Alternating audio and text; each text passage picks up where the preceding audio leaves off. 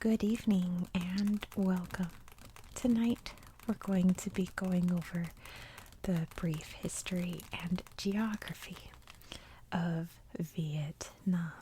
As you can see, it's really unusually shaped. It's very thin right here, but it's still a really cool country. Let me take you through it north to south to tell you all about its geography, and then we'll do history. Then we'll flip through this book and look at the gorgeous pictures inside. So to start off, we're gonna be in the north here, and as you can see, it is very mountainous. There's a huge mountain chain here called the Ninsan, I believe. My Vietnamese is atrocious. I apologize. Feel free to correct me in the comments if you're better at pronouncing Vietnamese than me. So, I believe it's the Huang mountain range that cuts through here. These are the highest peaks in Vietnam. It's not labeled on here, but it's about right here, so it's the highest peak. It's called Phan Xiphan. And these mountains and the jungles that are all throughout Vietnam are very dense, very thick, to the point where scientists are still discovering animals in these forests that have never been seen before. That's pretty awesome. And it's of course very hot and humid and all those things that in this corner of Asia the weather is very, monsoon weather, things like that. I forgot to say the borders. So up here we're bordered with China, and then down here is Laos and Cambodia down here. But anyway, back to the north. You can see the capital city is located here. It is Hanoi, and the major geographic feature of this area would be the Red River, which flows right down through here and fans out into the Red River Delta. And the Red River brings a lot of silt down into this area, and it collects in the water and is expanding the land very slowly, but hold on to that thought for a second. This is the Gulf of Tonkin right here, and probably, I guess, what's considered the most beautiful part of Vietnam, the biggest natural touristy spot, would be right about here. It's not labeled on here also, but it is Ha Long Bay, and yes, it is extremely gorgeous. I'll show you pictures in here. The rocks in this area, the mountains, is all karst limestone, which is a very, very soft rock. Water erodes it very easily. So there are some really weirdly shaped islands in this bay. They're stunning. It's almost otherworldly. And that also means that in the mountains up here, there's lots and lots of caves all throughout. It's really interesting. Moving down to the middle area of Vietnam. This section it does have its mountains. There's the Trung Sun Mountains, which still has its French name on my map for some reason. But the majority of this part of Vietnam is high plateaus, and that's where a lot of the farming takes place. There's also really gorgeous beaches all down through here. And there's a couple of major cities in this area, especially Da Nang and Hue. I don't know if I'm going to have time to mention this in my history section, but Hue for a while was one of the royal capitals of Vietnam, where the emperor, the king, would have lived. There's still palaces there and everything. Anyway, let's move down to the south here, where it's not so mountainous down here. It's pretty flat, actually. And there's lots of good farming in this region especially, and especially with rice, which is also farmed up in this delta, but very much so down here. So this area is dominated by the Mekong River, which flows out into this big delta, which, if you remember the sediment up here that creates more land, it's doubly so over here. It's pretty intense. It's a really huge delta.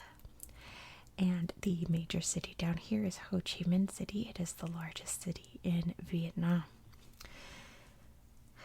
And I believe that's all that I really wanted to mention for geography. If I think of anything else, I'll just throw it in there. But let me get into the history because it's pretty complicated. So people have been living in what is now Vietnam for a very, very long time. There's even been evidence of Homo erectus found from about 500,000 BCE. The earliest Homo sapiens in the area would have been here around the late Pleistocene era. Very ancient, basically. And rice farming was brought into the area, in particular up here, around 1000 BCE. And once you get farms, you get people in charge of the farms. When you get people in charge of places, you wind up down the road with kings and empires and things like that. So many different kingdoms spawned in this part of Southeast Asia. Too many to mention in this video. The Huang was one of them, which later was incorporated into the Ao Viet. Just one of them. There's a bunch. I think I'll bring up some of them in this book where it mentions them.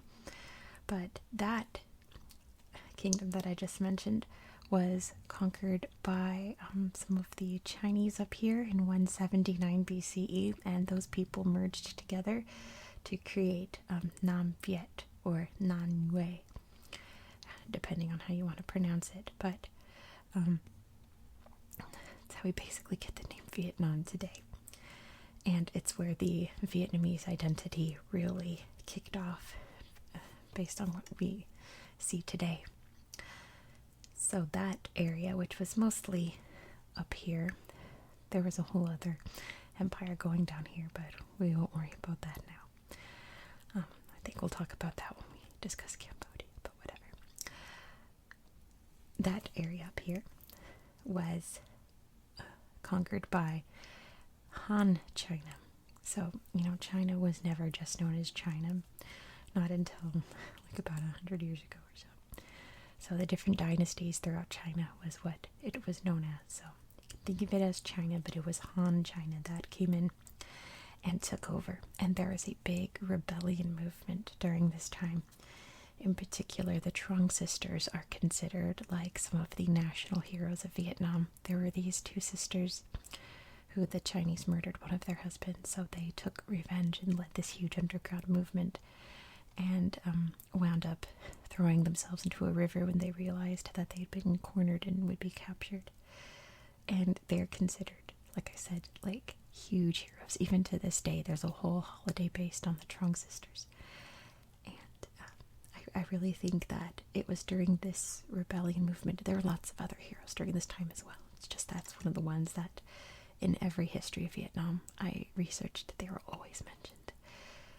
It was, I think, during this rebellion that the spirit of rebellion really kicked off in Vietnam. And whenever there was oppression, they would think back to their history to this time period and have the resolve to fight back. Because during this rebellion, they actually won. They defeated the Chinese in the year 938.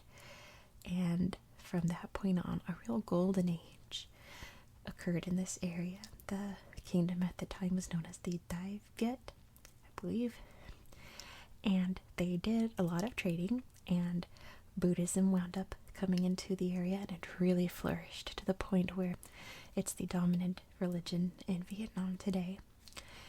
And even when the Mongols came by trying to conquer, they repelled them and defeated them.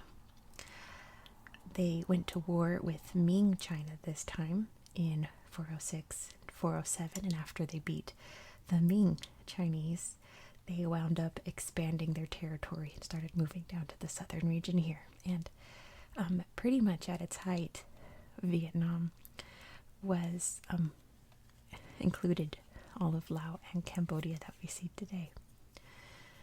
Just keep that in mind for later. Then, in the 1500s, the Portuguese came by, and they started establishing trade. And a few other European countries would come by and sort of flirt with Vietnam, try to establish trading centers, mainly like the Dutch and the British. But the French came by in 1615, and they're the ones that went out in the end and managed to establish the strongest trade relations with Vietnam. Meanwhile, during this time, like I said, this is a very brief history. If you know your Vietnamese history, I'm skipping over so many things. One of which is the many different kingdoms and dynasties that flourished throughout Vietnam. So during this time period-ish, there were two main families in charge of this area. In the north would have been the Trins, and the south was the Winds. And they went to war a couple times. There were a couple very vicious civil wars, but at the end of all those, again skipping over so much, at the end of all those, the Winds wound up winning, and they had conquered the whole south here, and after the last civil war, they conquered all of the north, and they were the last major dynasty of Vietnam. So what happened to them?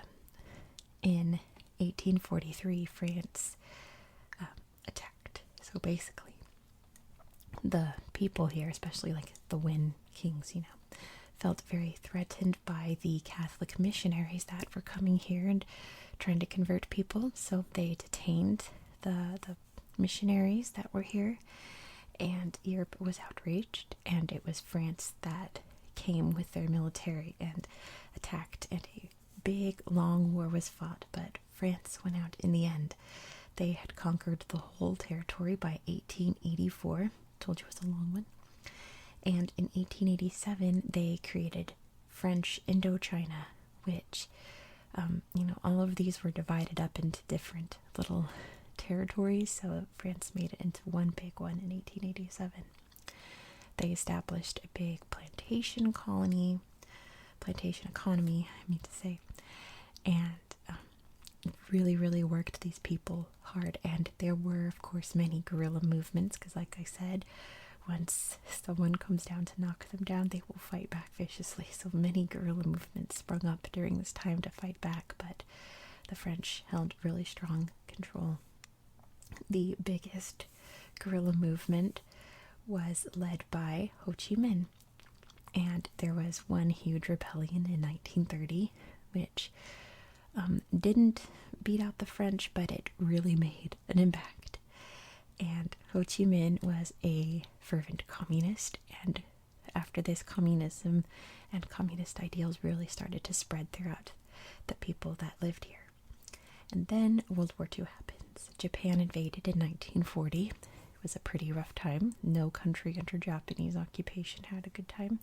There was actually a huge famine during their time of occupation. And also in 1941, a new guerrilla movement sprung up, led by Ho Chi Minh, called the Viet Minh.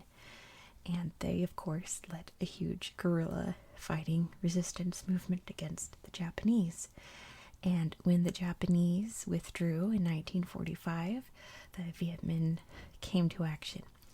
And they occupied Hanoi and declared independence of this whole northern area on September 2nd of that year. So it was almost sort of like the same situation that was going on in Korea at the time, where the northern part was communist and the southern part was not. So the country was split into two along the 16th parallel, right around, I think it was right here or down, I forget, never mind, I won't point it out. If I had my parallel lines here, then I could, parallel lines, my latitude lines, oh my god, my latitude lines, I would point it out, but anyway, they divided the country into two, so there was basically a North Vietnam and South Vietnam, but France did not recognize North Vietnam, so they went in to fight again, and they fought against the Viet Minh until 1954, when basically the communists in North Vietnam went out, and the territory was officially divided into North Vietnam, South Vietnam, Cambodia, and Laos. So down here in the south, it was democratically ran, and a new guerrilla movement sprung up to fight in the south here for communism, and they were known as the Viet Cong. And this would be in the 1950s, after the Big War, the part one of the Big War. And it wasn't just the communists that were against the Southern Communist. Oh my gosh. It wasn't just the communists that were against the Southern government. There we go. There were also many Buddhists that disagreed with how things were ran here. It was a very Catholic regime, and they felt very discriminated against. So there were a lot of forces at work here that were unhappy. And it culminated in 1963 when there was a big coup that killed the president down here. And when a lot of allies, in particular the United States, because the U.S. is so fervently anti-communist, came in to try to help, the Gulf of Tonkin incident happened, where the North Vietnamese attacked the United States, and then it became a very U.S. involved war. So I'm sure many of you are familiar with the Vietnam War. Most of my viewers are American, and that part of history, especially in like high school years, is really like drilled in. So I won't talk about all of the horrors that occurred. Many people on both sides lost their lives. It was a very evenly matched battle in that the United States had more advanced weapons, but the Viet Cong had a better understanding of the land and dug massive tunnels underground and could outmaneuver the United States military every time. And in 1968, things really came to a head during an event known as the Tet Offensive. So Tet is the Vietnamese equivalent of Chinese New Year, basically. It's the biggest holiday of the year. And the Viet Cong launched multiple different attacks all throughout southern Vietnam that left many dead and really devastated the United States military. And it was really after that that the United States started to withdraw, especially since the Americans across the sea there were really unhappy about the army being here. The United States was fully withdrawn by 1973. In 1974, the North invaded the South officially. The capital city here is known as Saigon at the time. That was fully sieged by April 30th, 1975, and the two countries were merged into one by July 2nd, 1976, and it became an officially communist country. But the fighting was not over yet. In 1978, the Khmer Rouge of Cambodia, who were in like top 10 worst military dictatorships of all time, Khmer Rouge is definitely in that.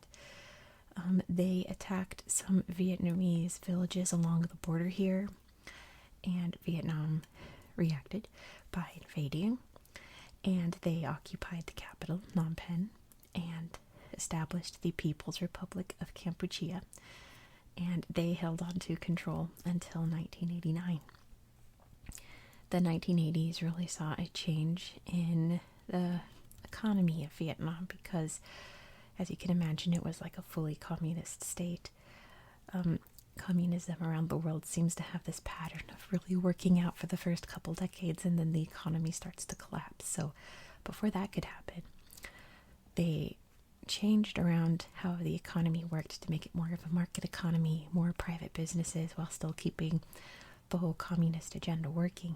And it took some time, but the industry in Vietnam really took off, and their economy is doing pretty well in like the past 20, 25, 30 years or so, to the point that Vietnam is now the biggest major exporter of coffee in the world. They beat out Brazil, which is funny because I'm doing Brazil pretty soon, and all the books at my library for Brazil were really old, and there are so many sections talking about how they're the best at exporting coffee, and it's like, well, not anymore. Now it's Vietnam. And there's a lot of industry in terms of like textiles and things like that. Even the notebook that I'm reading my notes off of, let me go like this. without revealing any secrets coming up. There we go. Made in Vietnam.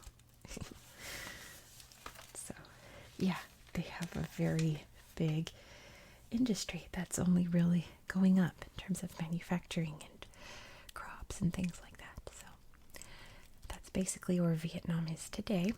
Let's flip through the book and look at some cool pictures. Look at this little boat market on the cover. Isn't that neat? There's some really amazing places all throughout Vietnam. Like this. Look at this. The rice paddy here with the mountains in the background. The sunset maybe. Maybe sunrise, I'm not sure. But it's still so beautiful. So happy kid eating his rice.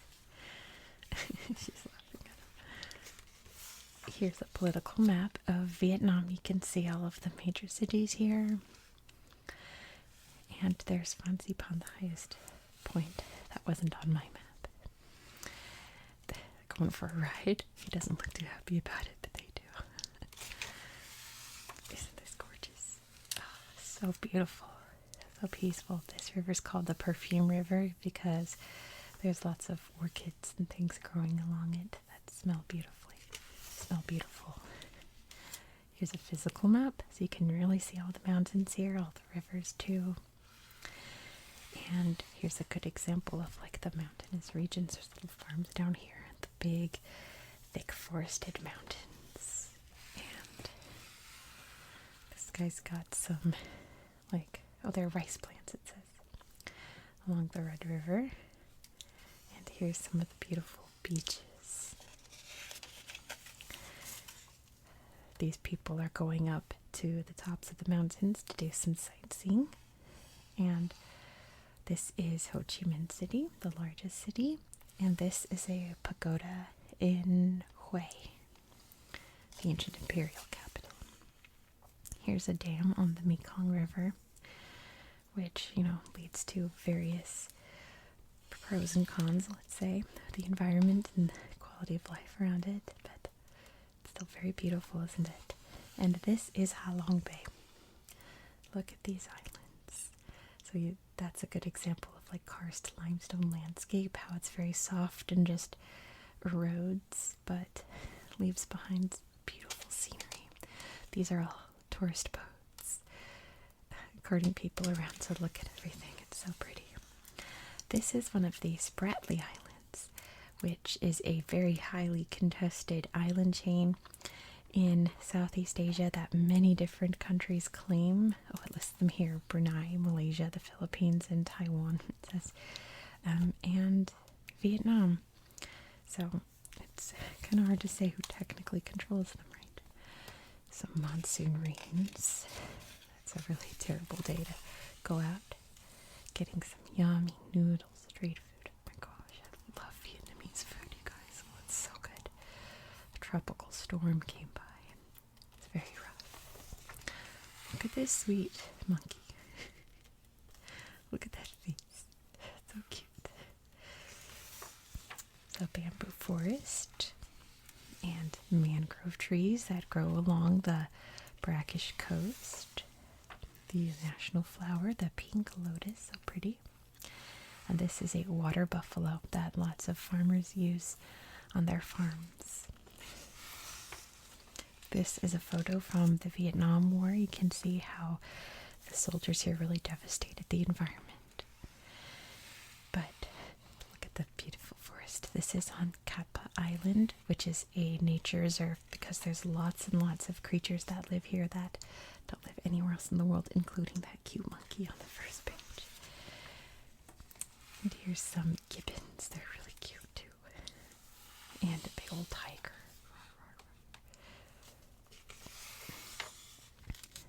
So this is a bronze drum, it says. It was made by the Tonkin people, which here they are. This was one of the kingdoms. I didn't mention kingdoms, empires, cultures, whatever you want to call them. So this is a drawing of what their daily life looked like. Looks like they got some big drums set up here. Probably have to make announcements. Look at this jug. That is so pretty. I would want that now. It's cute. This is Confucius, of course, very influential throughout Eastern Asia for Confucianism. This is a sculpture from the, what were they called? It wasn't the Chom, it was like the Chom, where is it? It talks about them later. The Champa Kingdom, that's what it was. I cheated. So they were a Hindu society. They were the people down in the south that I didn't mention. They were predominantly Hindu. They've left behind some really beautiful sculptures and ruins. But this is one of the heroes that I didn't mention during that first major rebellion. That's Tonkin, and his very beloved general. So this is Ninsan, I believe. I've heard it say Maison and Mison, so I'm not sure. But it is basically the largest Champa ruin that remains, even though a lot of it was destroyed during the Vietnam War, very sadly, but still very beautiful. This is one of the former, I guess, like emperors from the Lai dynasty, Lai Taito. I'm terrible at Vietnamese. But he moved the capital to Hanoi, it says, and Hanoi's pretty much been a very important city ever since. So you can see the Tang dynasty. Tang China controlled this area. There's the Ming dynasty, which, remember, they fought back against. And down here was the Champa kingdom that the northerners would eventually expand into. This is so cool. So this is a Confucian school. It was built in 1076. It looks like it was built 100 years ago, right? Not 1,000 years ago. It's so interesting. Here is another one of the Lei dynasty emperors. And a Nguyen dynasty castle in Hue. French expansion into Indochina. So this really shows you the different areas that the French claimed. So there's Tonkin, there's Annam, Cochin China, and Cambodia, and Laos. All became French Indochina. This is the French fighting against the Vietnamese, and some Vietnamese laborers forced to work in the mines. There's Ho Chi Minh with, I guess, some of his friends. And these are the Japanese invading. There's Ho Chi Minh again in later years. And this is his big mausoleum that's in Hanoi. It's like one of the most revered places in Vietnam. You know what I want to do? There's Ho Chi Minh again. He's in France. I want to do a series on national heroes, because the last couple countries I've done have had like one person that was like super important, right? Like I just did Uzbekistan, and Timor was like the biggest, most important one. Ho Chi Minh's the biggest, most important one, right? I kind of want to do a series of like biographies on countries' national heroes, you know, things like that. These are French troops parachuting in to fight the Vietnamese. Their big battle, I didn't mention history, was in Dien Bien Phu, 1954. Here's a bunch of other battles. There's the Gulf of Tonkin incident, 1964. The Tet Offensive is all the red dots, so you can see all of these happened all at once, basically. And fall of Saigon, invasions, things like that. It's a pretty turbulent time. This is Ngo Dinh Diem, who was president of South Vietnam, who was assassinated. And this guy is going into the Cu Chi tunnels. Hello, pencil. Where the Viet Cong lived and fought against the Americans. There they are, ready to go. And there's the Americans ready to go. Pardon me. I'm in a really precarious angle trying to film this. Okay, there we go. It's still pretty precarious, but oh well. These were the boat people. So during the war, a lot of people fled and had nowhere to go. So they got on boats and just left, hoping to find something, anything, anywhere. And for many, many years, some of these people just lived on the boats, sailing around trying to find a safe harbor, and thankfully a lot did find a safe harbor eventually. These are the North Vietnamese invading Saigon, now Ho Chi Minh City. This is an American commander in the Navy who was a Vietnamese refugee. We've got a parade here. Oh, at Ho Chi Minh's mausoleum too. Here's the national flag. Let's read about it. It says, Vietnam's national flag consists of a yellow star on a red background. The color red symbolizes revolution and blood, and was inspired by the flag of Vietnam's Communist Party. The 5 points of the yellow star represent the unity of peasants, workers, soldiers, youths, and intellectuals in building socialism. This flag was adopted in 1945 by North Vietnam. Following reunification in 1976, it became the flag of Vietnam. Here is Hanoi up close. You can see lots of different government things around here, museums and parks, things like that. There's the river. This is the Opera House and a beautiful park right there. This was the president when this book came out. Being very proud and voting. Working on the rice farm. Selling some vegetables. And this person's working in a textile factory. Here's a resources map. You can see lots of fish and rice, sugar cane, and rubber left over from colonial times. And they even have a space program in Vietnam. That's how you know you have a good economy, when you have a space program.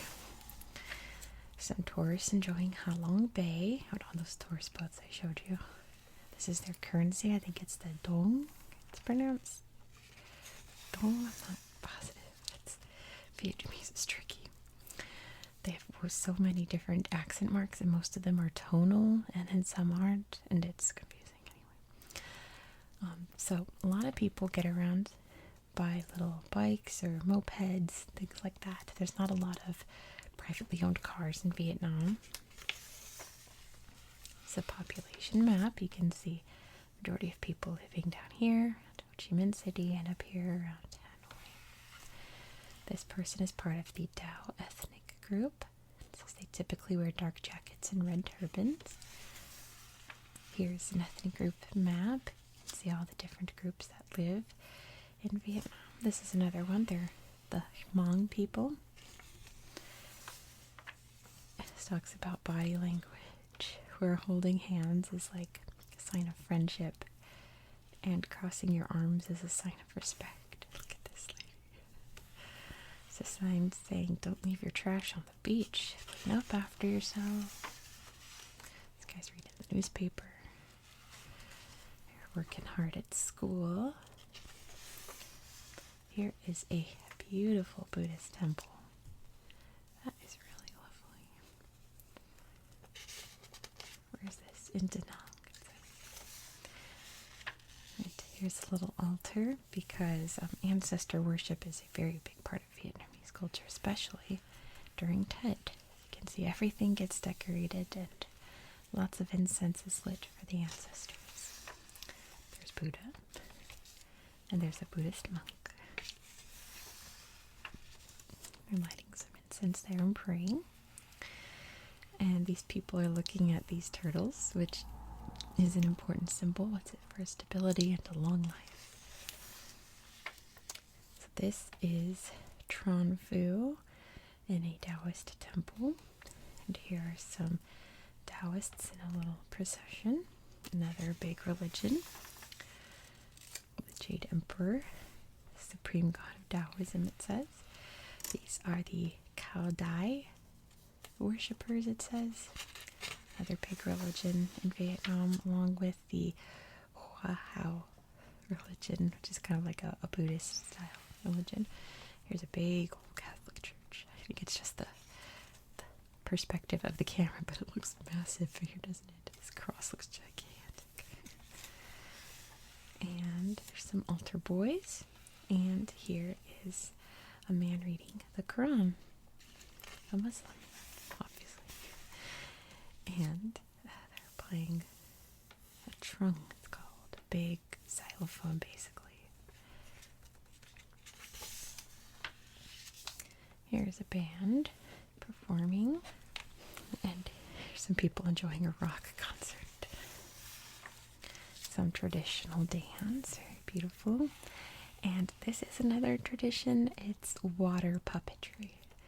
Water puppet shows. It's a very ancient art that's been revived, and it seems very interesting. More traditional dancers, very beautiful.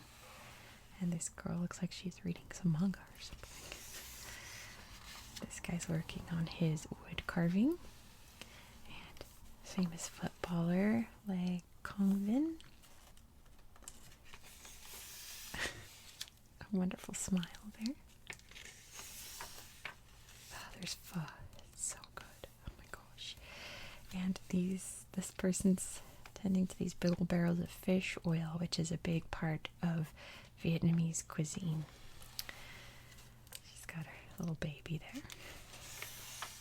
And this is a Vietnamese wedding.